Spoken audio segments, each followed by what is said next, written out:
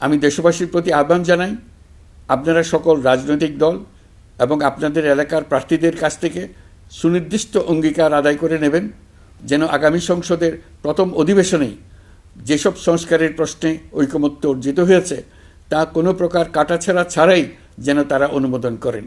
আপনারা ওয়াদা আদায় করে নেবেন যে তারা বাংলাদেশের স্বাধীনতা, সার্বভৌমত্ব, আঞ্চলিক অখণ্ডতা এবং জাতীয় মর্যাদার প্রশ্নে কখনো কোনো প্রকার আপোষ করবেন না এবং দেশের বাইরের কোনো শক্তির কাছে দেশের স্বার্থ বিকিয়ে দেবেন না।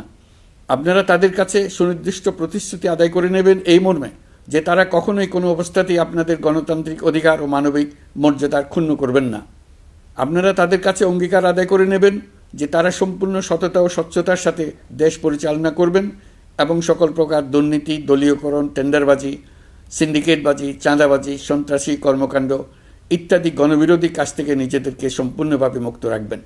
আমি আপনাদের আবারও স্মরণ করিয়ে দিতে চাই যে এবারের নির্বাচন শুধু শান্তিপূর্ণ নির্বাচন করার বিষয় নয়, এটা ছাত্র জনতার অভ্যুত্থানের আকাঙ্ক্ষা নতুন বাংলাদেশ গড়ার নির্বাচন। এই নির্বাচনে পরিচিত দলগুলিই থাকবে, তাদের পরিচিত মার্কাগুলিই থাকবে, কিন্তু ভোটারকে বের করে আনতে হবে যে এই মার্কার পেছনে আপনার কাছে ভোট প্রার্থীরা কে কতটুকু নতুন বাংলাদেশ গড়ার জন্য প্রস্তুত, কে কতটা প্রতিজ্ঞাবদ্ধ। আমরা যারা এই নির্বাচনে ভোটার হব তারা অত্যন্ত সৌভাগ্যবান এবং সৌভাগ্যবতী।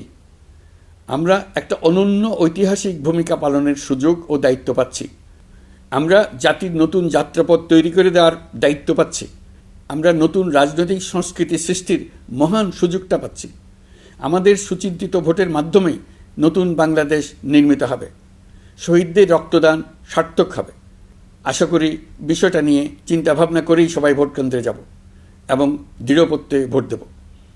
এখন থেকে ভাবনা চিন্তা শুরু করুন, আলোচনা শুরু করুন। এখন থেকে আপনাদের ভোটের গুরুত্বটা বুঝে নিন। আপনার এবারের ভোটের গুরুত্ব ঐতিহাসিক মানদণ্ডে দেখা হবে।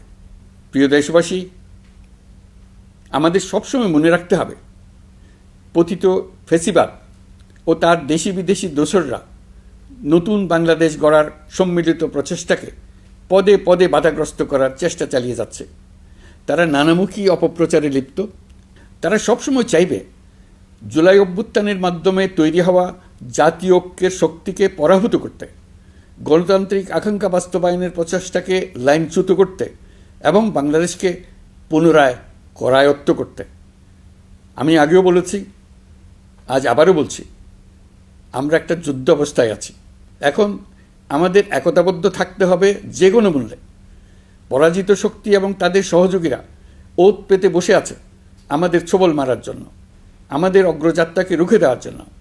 আমরা তাদের কিছুতেই এই সুযোগ দেব না। আসুন আমরা আমাদের সম্মিলিত প্রচেষ্টায় প্রিয় মাতৃভূমির স্বাধীনতা, সার্বভৌমত্ব, আঞ্চলিক অখণ্ডতা ও জাতীয় মর্যাদার বিরুদ্ধে যে কোনো আঘাত প্রতিহত করার উদ্দেশ্যে প্রতিরোধের ঐক্যবদ্ধ সুদৃঢ় প্রাচীর গড়ে তুলি। প্রিয় দেশবাসী, সবাইকে আবার ঈদের শুভেচ্ছা ও সালাম জানাচ্ছি। মহান আল্লাহ আমাদের সহায় হন। আল্লাহ হাফেজ।